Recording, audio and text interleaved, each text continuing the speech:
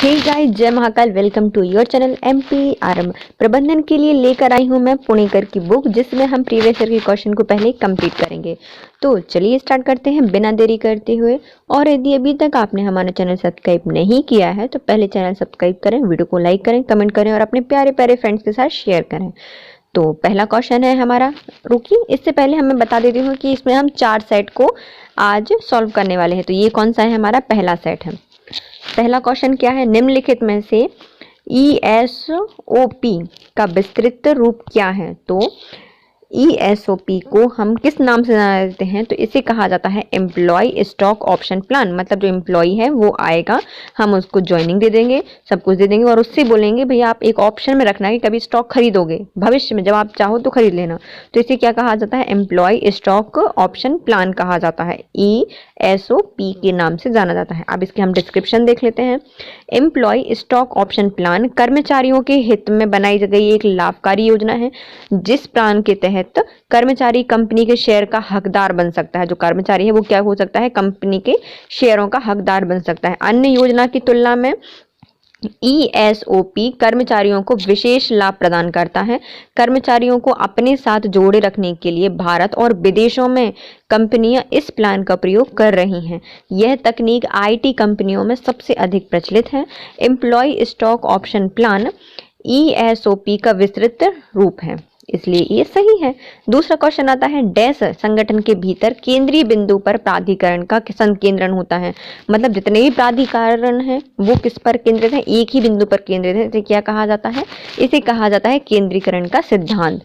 केंद्रीकरण में सारे निर्णय उच्च स्तर पर लिए जाते हैं और मध्यम स्तर और जो निम्न स्तर होता है वह इन्हें सिर्फ लागू कराते हैं।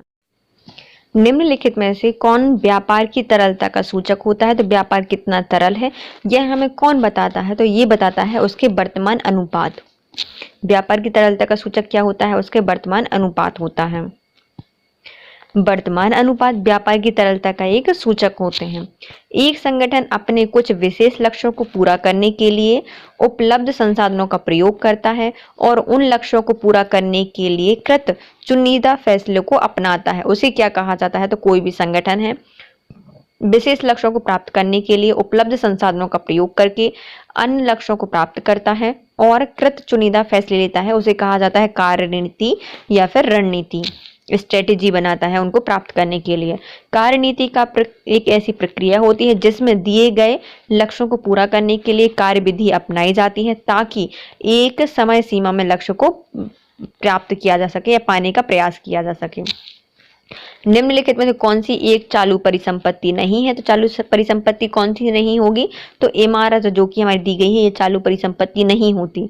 लेकिन चालू परिसंपत्तियां होती कौन कौन सी हैं? तो नगद हो गया, पूर्वदत्त व्यय हो गए और वस्तु सूचियां हो गई, ये हमारी चालू परिसंपत्तियां होती हैं। लेकिन इमारत चालू परिसंपत्तियां नहीं होती। चालू परिसंपत्तियों में मुख्य रूप से नकदी आती है, बैंक आते हैं, बैलेंस मतलब बैंक का बैलेंस आता है, एडवांस आते हैं, कच्चे माल आदि पद आते हैं। लेकिन हमारी इमारत कोई चालू परिसंपत्ति नहीं होती। निम्नलिखित में से कार्य से बाहर के विकास विधि का कौन सा प्रकार है जो कि व्यक्तित्व के विकास के संबंध में रखता है और लोगों के बीच अन्यन क्रिया को परिभाषित करता है, विश्लेषण का एक दृष्टिकोण प्रदान करता है? तो मतलब एक ऐसी क्रिया है जो कि हमारे कार्य के बाहर की है, कार्य की नहीं है, है ना ये। लेकिन ये करती क्या है? तो जो व्यक्तित्व है उसका विकास करती है, लोगों के बीच में उनकी जो अंतरंग क्रियाएं होती हैं उनको परिभाषित करती है और विश्लेषित करती है और एक अलग ही दृष्टिकोण प्रदान करती है। तो ये होती है उनकी समव्यवहार विश्लेषण। क्या कर रहा है? ये समव्यवहार विश्लेषण कर रहा है। समव्यवहार विश्लेषण व्यक्तित्व के विकास के संबंध में रखता है और लोगों के बीच अन्योन्य क्रिया को परिभाषित करता है। विशेषता का एक दृष्टिकोण है। क्या करता है? ये विश्लेषण का एक अलग दृष्टिकोण होता है। एक लेखा प्रबंधक के लिए कच्चा मिलान करना, लाभ हानि खाता और तुलन पत्र के मूल्य को समझना कौन सा कौशल है? तो किसी भी लेखा प्रबंधक के लिए कच्चा मिलान करना, लाभ हानि के खातों को समझना, तुलन पत्र को समझना कौन सा कौशल है? उसका तकनीकी कौशल है। एक लेखा प्रबंधक के लिए मिलान करना, लाभ हानि खातों को समझना, तुलन पत्रों के मूल्य को समझना उसके तकनीकी कौशल के अंतर्गत आता है। जब कर्मचारी सफलता प्राप्त करने के लिए उत्पादकता और गुणवत्ता सुधार पर ज्यादा केंद्रित हो जाता है तो तो यह किस प्रकार के रूप में जाना जाएगा? जब भी कोई कर्मचारी अपने उत्पादकता और गुणवत्ता में सुधार करता है और अधिक केंद्रित हो जाता है, उसमें बिल्कुल एकदम लगन से कार्य करता है, तो ये हमारा कर्मचारी क्या कर रहा है? कंपनी के लिए सहभागिता व्यक्त कर रहा है। तो कंपनी की या कर्मचारी की सहभागिता प्रकट करती है। इससे यह आशय है कि उत्पादकता और गुणवत्ता के क्षेत्र में उद्यमी के साथ कर्मचारियों की सहभागिता यानी भागीदारी होनी चाहिए। मतलब कर्मचारी की क्या होनी चाहिए? सहभागिता या फिर भागीदारी होनी चाहिए। किसके लिए? उद्योग के लिए या फिर कंपनी के लिए। निम्नलिखित में कौन सा कार्यशील पूंजी संगठन या प्रबंधन का गठन नहीं करती? तो कौन सी पूंजी है जो कि हमारे संगठन का कार्य नहीं करती? तो ये नहीं करती एकाश्म या फिर जो हमारे पेटेंट वगैरह होते हैं वो हमारी कार्यशील पूंजी नहीं होते, लेकिन हाथ में नकदी और बैंक में नकदी हमारी कार्यशील पूंजी बन सकती हैं। विक्रय योग्य जो प्रतिभूतियां होती हैं वो भी बनती हैं और देनदार भी बनते हैं। पेटेंट एक अमूर्त संपत्तियां होती हैं और ये कार्यशील पूंजी नहीं होती। सूचना का एक आम स्रोत जो कि प्रबंधकों द्वारा सांख्यिकी और अन्य प्रतिवेदनों के साथ वास्तविक निष्पादन की पहचान करने के लिए कई बार प्रयोग किया जाता है। तो क्या होता है? तो सूचना का एक आम स्रोत जो कि प्रबंधकों द्वारा सांख्यिकी और अन्य प्रतिवेदनों के साथ वास्तविक निष्पादन की पहचान करता है, तो वो होता है हमारा मापन। यह मापन एक सूचना का एक आम स्रोत होता है जो कि प्रबंधकों को सांख्यिकी और अन्य प्रतिवेदनों के साथ वास्तविक निष्पादन की पहचान करने के लिए बार बार प्रयुक्त किया जाता है और कई बार प्रयुक्त किया जाता है। उसे क्या कहा जाता है? मापन कहा जाता है। एक अग्रग जो अपने अनुयायियों को या फिर अनुगामियों को व्यक्तिगत दृष्टिकोण और ऊर्जा द्वारा प्रेषित करता है। मतलब वह अपने अनुगामी मतलब जो उसके फॉलोअर्स वगैरह होंगे उसको क्या कर रहा है? अपना दृष्टिकोण दे रहा है, ऊर्जा दे रहा है। तो वो क्या कर रहा है? चमत्कार कर रहा है। तो वो क्या हो जाएगा? चमत्कारी हो जाएगा। एक अग्रग जो कि अपने अनुगामियों को व्यक्तिगत दृष्टिकोण और ऊर्जा को प्रेषित करता है उसे क्या कहा जाता है? चमत्कारी कहा जाता है। अपने उत्पाद की ऑनलाइन बिक्री या विपणन करना क्या कहलाता है? तो अपनी कोई भी कंपनी जो अपने उत्पाद को ऑनलाइन बेच रही है तो वो हो जाएंगी एक ई बिजनेस कंपनियां। ई बिजनेस कंपनियों से आशय होता है जो इंटरनेट पर कार्य कर रहे होते हैं, वहां से माल खरीदते हैं, बिक्री करते हैं, भुगतान करते हैं या फिर सभी ऑनलाइन काम करते हैं, जैसे अमेजोन फ्लिपकार्ट पर करते हैं, तो वो हमारी ई बिजनेस कंपनियां होती हैं। ऋण की कर पश्चात लागत मतलब हमने ऋण दे दिया, उसके कर के पश्चात जो लागत है वो कैसे निर्धारित की जाती है? तो इसको ज्ञात किया जाता है फॉर्मूले से, जिसका फॉर्मूला है KD = बाय कोष्टक में 1 - T। देनदार खाता बही में तब दिखाई देगा। तो हमने दे दिया भैया, देनदार है हमने, लेकिन वो हमारे खाता बही में कब दिखाई देगा? तो हमारे बही खाता में जब दिखाई देगा जब हमने उस बिक्री को बेच दिया हो। तो उधार बिक्री को यदि हमने बेच दिया हो या उधार बिक्री कर दिया हो तो हमारा देनदार कहाँ दिखेगा? बही खाते में दिखेगा। तो बिक्री को ये उधार बिक्री किया हो तो हमारा देनदार बही खाते में दिखाई देता है। सहायक बही की गणना के दौरान जब एक गलती हो जाती है तो कौन सी गलती होगी? जो हम सहायक बही कर रहे थे तो हमसे गलती हो गई, तो वो कौन सी गलती होती है? वो होती है लागत निर्धारण की त्रुटि। हमने सही से लागत का निर्धारण नहीं किया तो उसे क्या कहा जाता है? लागत निर्धारण की त्रुटि कहा जाता है। सहायक बही की गणना के दौरान जब एक गलती हो जाती है और इस लागत निर्धारण की त्रुटि कहा जाता है, इसे क्या कहा जाता है? लागत निर्धारण की त्रुटि कहा जाता है। फ्रंट लाइन या प्रथम पंक्ति के प्रबंधक कौन होते हैं? तो प्रथम पंक्ति के प्रबंधक वो होते हैं जो गैर प्रबंधकीय कर्मचारियों के दैनिक पर्यवेक्षण के लिए जिम्मेदार होते हैं। मतलब ऐसे कर्मचारी जो कि गैर प्रबंधकीय हैं उनका जो दैनिक पर्यवेक्षण होता है उनसे डील करने वाले प्रबंधक क्या होते हैं? फ्रंट लाइन प्रबंधक होते हैं। वो प्रबंधक जो गैर प्रबंधकीय कर्मचारी के दैनिक पर्यवेक्षण के लिए जिम्मेदार होते हैं उनको क्या कहा जाता है? फ्रंट लाइन प्रबंधक कहा जाता है। नेक्स्ट क्वेश्चन है डैश दूसरों के साथ उनके माध्यम से चीजों को प्राप्त करने की कला होती है। तो दूसरों से काम कराने की कला, उनके माध्यम से चीजों को प्राप्त करने की कला क्या कहलाती है? प्रबंधन कहलाती है। तो प्रबंधन दूसरों के साथ और उनके माध्यम से चीजों को प्राप्त करने की कला कहलाती है। कुल बिक्री या टर्नओवर को कार्यशील पूंजी चक्र किस तरह से प्रभावित करता है? तो कार्यशील पूंजी क्या होती है? हमने कोई पैसे लगाए और वो अपना पूरा चक्र पूरा करके अपने वापस आ गई, तो इसे क्या कहा जाता है? कार्यशील पूंजी चक्र कहा जाता है। तो इसको या फिर ये कैसे टर्नओवर या फिर कुल बिक्री पर प्रभावित करता है? तो यदि हमारा जो कुल कार्यशील पूंजी का चक्र कम होगा, छोटा होगा, जितना छोटा होगा तो उतनी ज्यादा हमारा क्या होगा? टर्नओवर या फिर ज्यादातर कुल बिक्री होगी। तो कुल बिक्री या फिर टर्नओवर का कार्यशील चक्र निम्नलिखित से प्रभावित करता है। जो हमारी छोटी कार्यशील पूंजी चक्र होगा तो हमारा जो कुल उच्च बिक्री टर्नओवर है वो क्या होगा? तो कुल बिक्री टर्नओवर उच्च होगा। सकल लाभ का परिकलन किस सूत्र के द्वारा किया जाता है? तो हमें अपने सकल लाभ निकालना है, तो हम कैसे निकालेंगे? तो विक्रय माइनस जितनी लागत आई है, तो विक्रय माइनस लागत कर देंगे तो हमारा क्या निकल आता है? लाभ निकल आता है। तो इसमें क्या दिया गया है? विक्रय माइनस बेची गई सामग्रियों की लागत।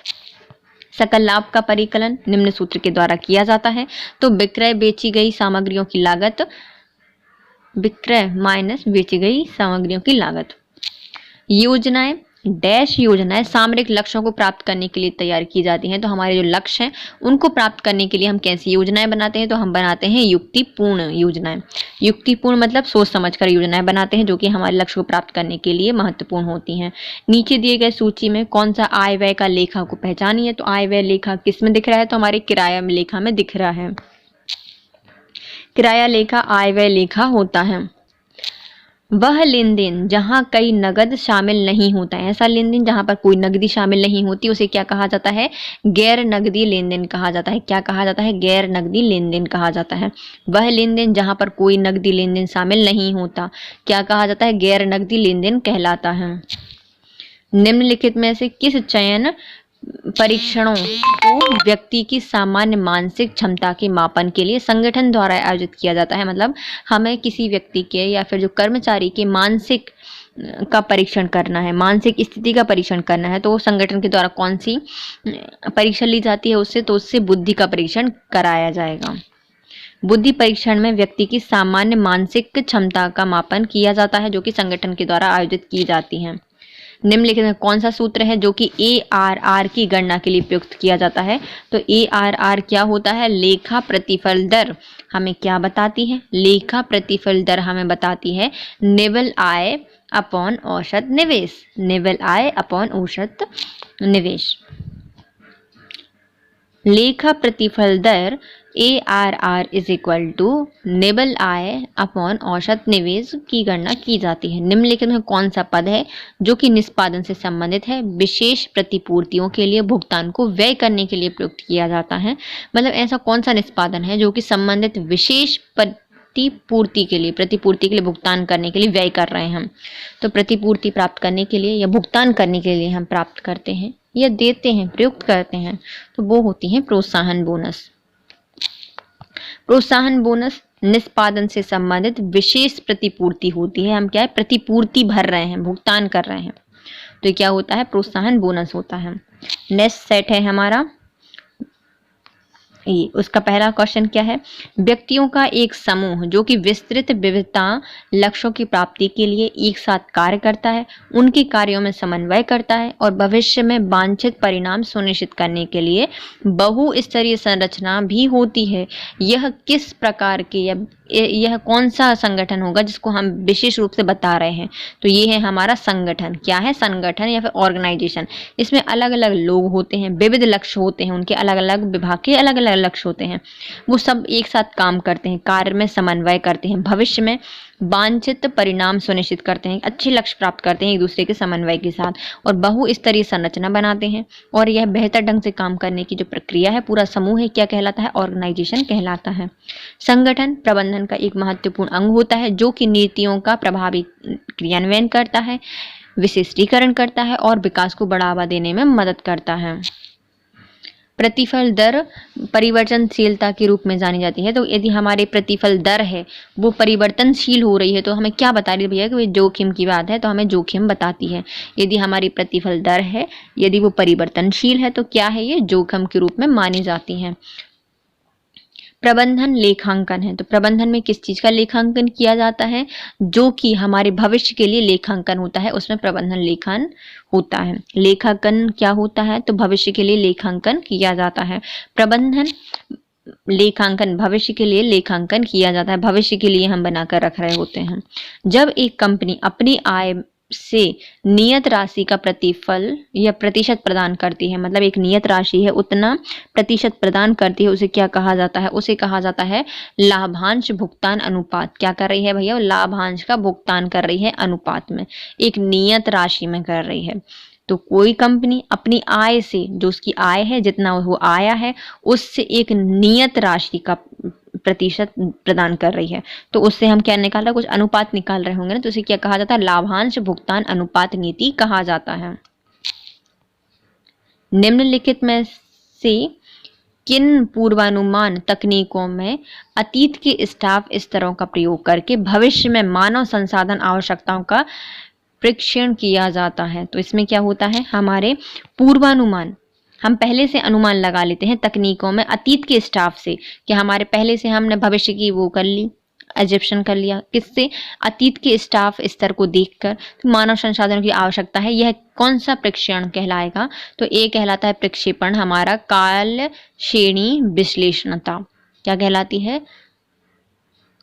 काल श्रेणी विशेषता कहलाती है, क्योंकि हमने पूरा देखा ना, भविष्य देखा, अतीत देखा, सब देख रहे हैं। कौन बता रहा है? काल श्रेणी की विशेषता बता रही है। हाँ, काल श्रेणी विश्लेषता तकनीक में अतीत के स्टाफ स्तर का प्रयोग करके भविष्य मानव संसाधन आवश्यकताओं का प्रक्षेपण किया जाता है।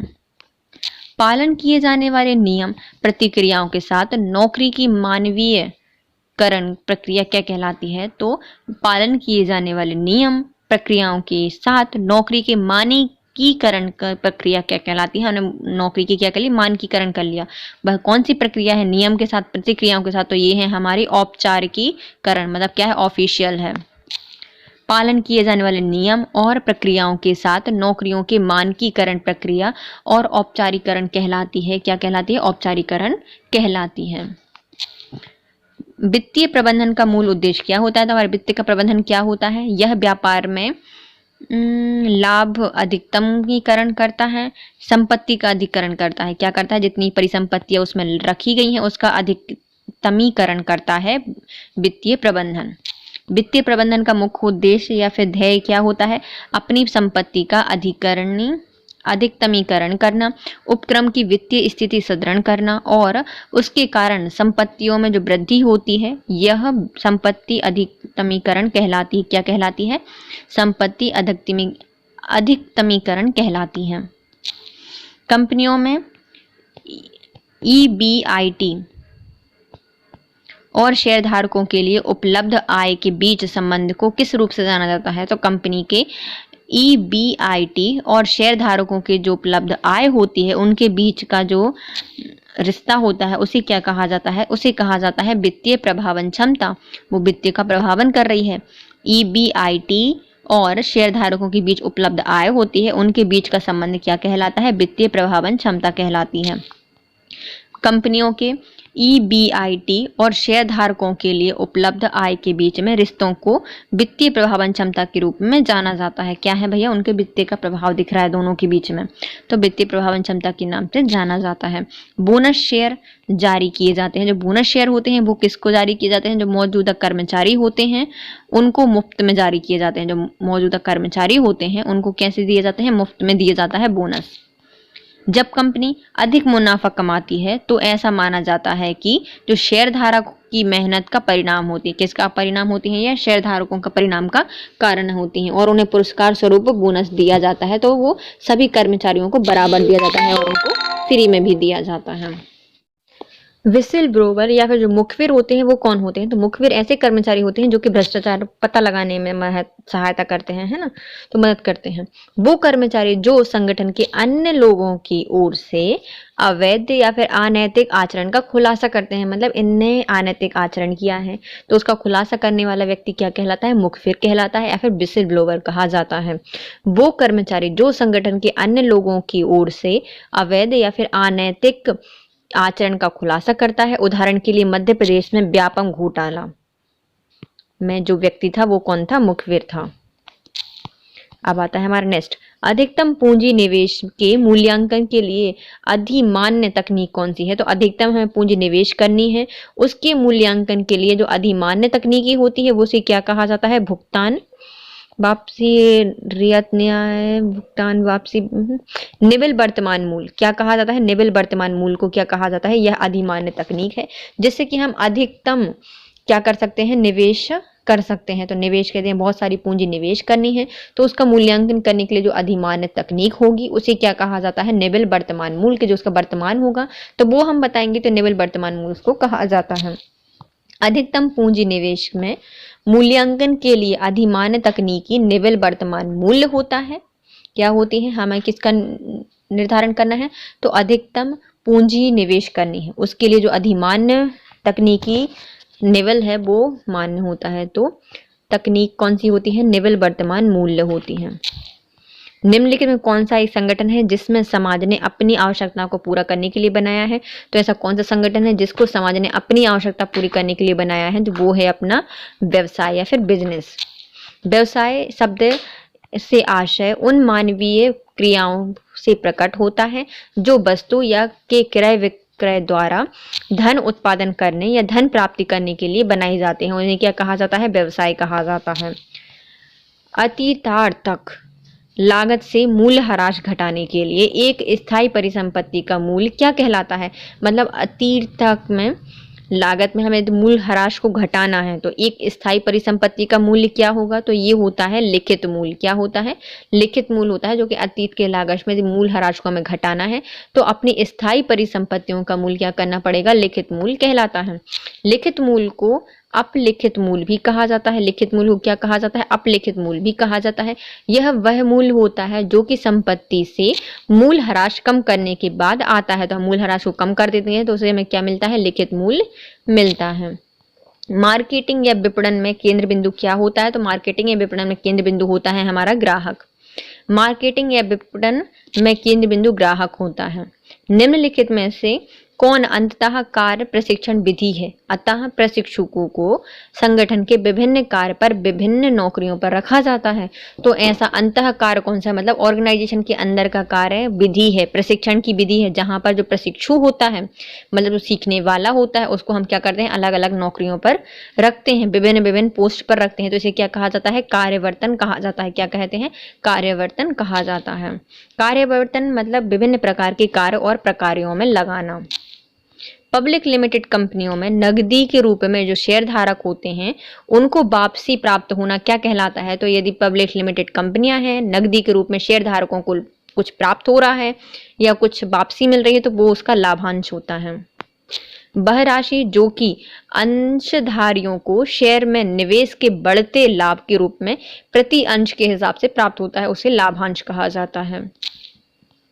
किसने विपणन मिश्रण शब्द को प्रतिपादित किया था? तो हमारे विपणन का मिश्रण शब्द किसने दिया था? तो ये फिलिप कोटलर के द्वारा दिया गया था। किसने दिया था? फिलिप कोटलर के द्वारा दिया गया था। फिलिप कोटलर ने विपणन मिश्रण शब्द को प्रतिपादित किया था। निम्नलिखित में से कौन व्यष्टि मूल्यांकन विधि में प्रभावी और अप्रभावी निष्पादन की घटनाओं का मूल्यांकन किया जाता है? तो ऐसी कौन सी व्यष्टि मूल्यांकन विधि है जिसमें प्रभावी और अप्रभावी निष्पादन की घटनाओं का मूल्यांकन किया जाता है? तो इसमें होता है हमारा निर्णायक प्रसंग प्रविधि। क्या होती है इसमें? निर्णायक प्रसंग प्रविधि होती है जिसमें हम प्रभावी और अप्रभावी निष्पादन घटनाओं का मूल्यांकन करते हैं। कहते हैं ये प्रभाव करेंगी और ये अप्रभावी निष्पादन है, उन घटनाओं का हम मूल्यांकन करते हैं तो क्या होगा? हमारे एक निर्णय निकालेंगे तो निर्णायक प्रसंग प्रविधि कहलाती है। निर्णायक प्रसंग प्रविधि विशिष्टि मूल्यांकन विधि के प्रभावी और अप्रभावी निष्पादन की घटनाओं का मूल्यांकन किया जाता है। एकल प्रयोग योजना क्या होती है? तो एकल प्रयोग योजना वह योजना होती है, वह विशिष्ट लक्ष्यों को प्राप्त करने के लिए उद्देश्य से बनाई जाती हैं। तो एकल प्रयोग योजना क्या होती हैं? जो अलग एक विशिष्ट लक्ष्य को प्राप्त करने के लिए बनाई गई योजनाओं को क्या कहा जाता है? एकल प्रयोग योजना कहा जाता है। एकल प्रयोग योजनाएं विशिष्ट लक्ष्यों को प्राप्त करने के उद्देश्य से बनाई जाती हैं। भावनात्मक घटक किससे संबंधित होते हैं? तो जो भावनात्मक घटक होते हैं वो हमारे भावना से और संवेग से संबंधित होते हैं। भावनात्मक घटक किससे संबंधित होते हैं? भावना और संवेग से संबंधित होते हैं। तो भावनात्मक घटक भावना और संवेग से संबंधित होते हैं। निम्नलिखित में कौन सी एक तकनीक व्यवसाय प्रक्रिया और निष्पादन की दूसरी प्रतिष्ठान के द्वारा दिए गए उद्योग के सर्वश्रेष्ठ प्रदर्शन के साथ तुलना की प्रक्रिया के रूप में परिभाषित की जाती है? तो ऐसी कौन सी तकनीक है जो कि एक व्यवसाय में प्रक्रिया और निष्पादन की दूसरे प्रतिष्ठान के द्वारा दिए गए उद्योग के सर्वश्रेष्ठ प्रदर्शन के साथ तुलना में दी जाती है? मतलब हम क्या कर रहे हैं? तुलना कर रहे हैं। तो इसमें क्या लगा रहे हैं? बेंचमार्किंग कर रहे हैं। तुलना करने के लिए हम किसका प्रयोग करते हैं? बेंचमार्किंग का प्रयोग करते हैं। एक संगठन अच्छा काम कर रहा है, दूसरे संगठन को हमें बताना है कि ये भी उससे जैसा कार्य कर रहा है, तुलना कर रहे हैं। तो क्या दिखा रहे हैं? ये बेंचमार्किंग दिखाते हैं। बेंचमार्किंग तकनीक एक व्यवसाय प्रक्रिया है जिसमें निष्पादन की दूसरी प्रतिष्ठान से के द्वारा दिए गए उद्योग के सर्वश्रेष्ठ प्रदर्शन के साथ तुलना की जाती है और उस प्रक्रिया को परिभाषित करता है। उसे क्या कहा जाता है? बेंचमार्किंग कहा जाता है। एक व्यवसाय द्वारा उत्पाद या सेवा की गुणवत्ता में सुधार के लिए किसके द्वारा मिली प्रतिक्रिया आवश्यक होती है, फिर महत्वपूर्ण होती है? तो कोई भी व्यवसाय है उसके द्वारा जो बनाया गया उत्पाद या सेवा है उसकी हमें गुणवत्ता में सुधार करना है, तो कौन सी प्रतिक्रिया महत्वपूर्ण होती है? तो ये इसमें ग्राहक की प्रतिक्रिया महत्वपूर्ण होती है। ग्राहक एक ऐसा व्यक्ति होता है जो कि असल उपभोक्ता होता है और वही उत्पाद और सेवा का प्रयोग कर वह उसका सही मूल्यांकन कर सकता है, इसलिए उसका क्या रिव्यू लिया जाता है। आलेख करें कि कौन सा विकल्प संगठन की प्रमुख विशेषता है? तो आलेख करें कि कौन सी संगठन की प्रमुख विशेषता है। संगठन क्या करता है? सामाजिक आविष्कार करता है, लक्ष्यों को पूरा करता है और समूह प्रयास करता है। तो ये सभी करता है, कोई भी संगठन है वो सभी कार्य करता है। संगठन सामाजिक आविष्कार करता है, लक्ष्यों को पूरा करता है और समूह प्रयास करने के लिए एक संगठन महत्वपूर्ण भूमिका निभाता है। पूंजी की लागत क्या होती है? तो पूंजी की लागत वह होती है जो कि एक मूल्यांकन साधन के रूप में प्रयुक्त करता है। तो मूल्यांकन साधन के रूप में प्रयुक्त करता है वो पूंजी की लागत होती है, जो कि हमने मूल्य लगाया साधन के रूप में, तो वो पूंजी की लागत होती है। पूंजी की लागत एक मूल्यांकन साधन के रूप में प्रयुक्त की जाती है। दीर्घकालिक लक्ष्यों को प्राप्त करने के लिए वातावरण के साथ अन्योन्य क्रिया हेतु एक संगठन की समष्टि स्तर कार्यवाही योजना क्या कहलाती है? तो एक दीर्घकालिक लक्ष्यों को प्राप्त करना है तो हम वातावरण के साथ अन्योन्य क्रिया हेतु एक संगठन की समष्टि स्तर की कार्यवाही क्या होती है? रणनीति होती है या फिर युक्ति होती है। एक संगठन के द्वारा अपने लक्ष्यों को प्राप्त करने के लिए बनाई गई रचना क्या कहलाती है? रणनीति कहलाती है। तो चलिए हम इनको करते हैं फिर से रिवाइज। 25 क्वेश्चन है और जल्दी से करेंगे। लोगों का एक समूह जो कि विविधता लक्ष्यों को प्राप्त करने के लिए एक साथ कार्य करता है और अपने कार्यों के समन्वय और भविष्य में वांछित परिणाम सुनिश्चित करता है, तो ऐसा बहुस्तरीय संरचना क्या होती है? तो ये कहलाता है संगठन। प्रतिफल दर परिवर्तनशील है तो क्या होगा? यदि हमारी जो प्रतिफल दर है वो परिवर्तनशील है तो होगा जोखिम। प्रबंधन लेखांकन क्यों होते हैं? तो प्रबंधन का लेखांकन हम इसलिए करते हैं क्योंकि भविष्य में यूज हो, तो भविष्य के लिए लेखांकन किया जाता है। जब कोई कंपनी अपनी आय से नियत राशि का प्रतिफल प्रदान करती है तो उसे क्या कहा जाता है? तो कोई भी कंपनी है अपनी आय से एक नियत राशि का भुगतान करे तो अपने क्या कर रही है? लाभांश का सही अनुपात नीति लगा रही है। तो लाभांश की क्या है? ये लाभांश भुगतान अनुपात नीति, भुगतान कर रही है वो अपने लाभांश का अनुपात में, तो लाभांश भुगतान अनुपात नीति इसको कहा जाता है। निम्नलिखित में से किसी पूर्वानुमान तकनीक से अतीत के स्टाफ स्तर का प्रयोग करके भविष्य में मानव संसाधन आवश्यकताओं का प्रेक्षण करना क्या कहलाता है? इसे कहा जाता है काल श्रेणी विश्लेषण। क्या कहा जाता है? काल श्रेणी विशेषता कहा जाता है। पालन किए जाने वाले नियम प्रक्रियाओं के साथ नौकरी की मानवीकरण प्रक्रिया क्या कहलाती है? तो नियम प्रक्रियाओं के साथ नौकरी के जो मानकीकरण प्रक्रिया होती है उसे कहा जाता है औपचारिकरण या फिर ऑफिशियल। वित्तीय प्रबंधन का मूल उद्देश्य क्या होता है? तो हमें वित्त का जो प्रबंधन होता है उसका मेन उद्देश्य होता है हमारी संपत्ति का क्या करना? अधिकरण करना, मतलब बढ़ाना। कंपनी में EBIT और शेयर धारकों के लिए जो उपलब्ध आय के बीच के रिश्ते होते हैं वो क्या कहलाते हैं? तो EBIT और जो शेयर धारक के बीच के उपलब्ध आय के बीच रिश्ते होते हैं उन्हें कहा जाता है वित्तीय प्रभावन क्षमता। बोनस शेयर क्या किसके द्वारा जारी किए जाते हैं? तो बोनस जो शेयर होते हैं वो मौजूदा कर्मचारियों को फ्री में दिए जाते हैं। विसल ब्रोवर या मुखबिर क्या होता है? एक ऐसा व्यक्ति जो कि संगठन में अन्य लोगों की ओर से अवैध या फिर अनैतिक आचरण का खुलासा करता है, उसे मुखबिर या फिर क्या कहा जाता है? विसल ब्रोवर कहा जाता है। अधिकतम पूंजी निवेश के मूल्यांकन के लिए अधिमान्य तकनीक क्या है? तो हमें बहुत सारी पूंजी निवेश करनी है, उसकी मूल्यांकन के लिए अधिमान्य तकनीक कौन सी होगी, उसका मान हमें बताना है। तो ये होती है उसकी निवल वर्तमान मूल, उसके हम वर्तमान मूल बताते हैं, तो निवल वर्तमान मूल उसकी अधिमान्य तकनीक होगी। निम्नलिखित में ऐसा कौन सा संगठन है जिसने समाज में अपनी आवश्यकता को पूरा करने के लिए बनाया गया है? तो समाज ने अपनी आवश्यकता पूरा करने के लिए बनाया है व्यवसाय। अतीतार्थ लागत से मूल ह्रास घटाने के लिए, मतलब जो अतीत में लग गया है हमारा मूल ह्रास, उसको हमें घटाना है और एक स्थायी परिसंपत्ति का मूल्य बताना है। तो क्या होता है? ये होता है हमारा लिखित मूल्य। मार्केटिंग या विपणन का केंद्र बिंदु क्या होता है? तो किसी मार्केटिंग का केंद्र बिंदु होता है हमारा ग्राहक। कौन सा एक अंतःकार प्रशिक्षण विधि है जिसमें मतलब हमारी ऑर्गेनाइजेशन के अंदर हमारा प्रशिक्षण दिया जाता है? इसमें क्या होता है? जो व्यक्ति होता है, प्रशिक्षु होता है, उसको अलग अलग नौकरियों पर रखा जाता है, वो होता है हमारा कार्यवर्तन, उसका कार्य परिवर्तित किया जाता है। पब्लिक लिमिटेड कंपनी में नकदी के रूप में शेयर धारकों को वापसी में क्या प्राप्त होता है? तो किसी भी पब्लिक लिमिटेड कंपनी में शेयर धारकों को वापसी में क्या मिलता है? लाभांश मिलता है। किसने विपणन मिश्रण शब्द दिया था? तो विपणन का जो मिश्रण शब्द है वो दिया था हमारे फिलिप कोटलर के द्वारा।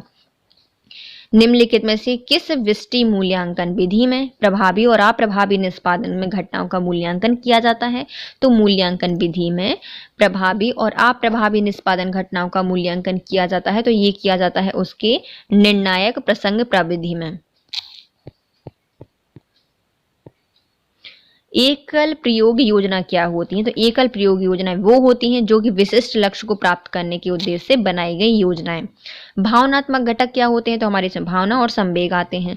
निम्नलिखित में कौन सी तकनीक है जो कि एक व्यवसाय प्रक्रिया और निष्पादन की दूसरी प्रतिष्ठा के दौरान उद्योगों में सर्वश्रेष्ठ प्रदर्शन के साथ तुलना की प्रक्रिया के रूप में परिभाषित की जाती है? तो हमारे क्या कर रहे हैं, हम एक व्यवसाय प्रक्रिया निष्पादन की दूसरी प्रतिष्ठान के द्वारा उद्योग के सर्वश्रेष्ठ प्रदर्शन के साथ तुलना की क्रिया कर रहे हैं, तो ये होती है हमारी बेंचमार्किंग।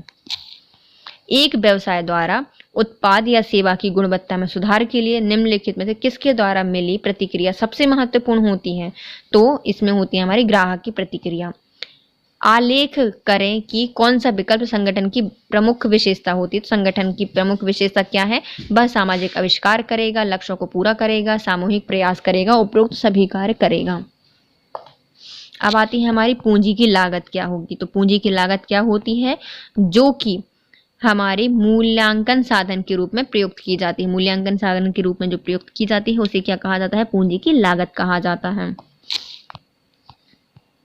दीर्घकालिक लक्ष्यों को प्राप्त करने के उद्देश्य से वातावरण के साथ अन्योन्य क्रिया हेतु एक संगठन की समष्टि स्तर कार्यवाही क्या कहलाती है या फिर योजना क्या कहलाती है?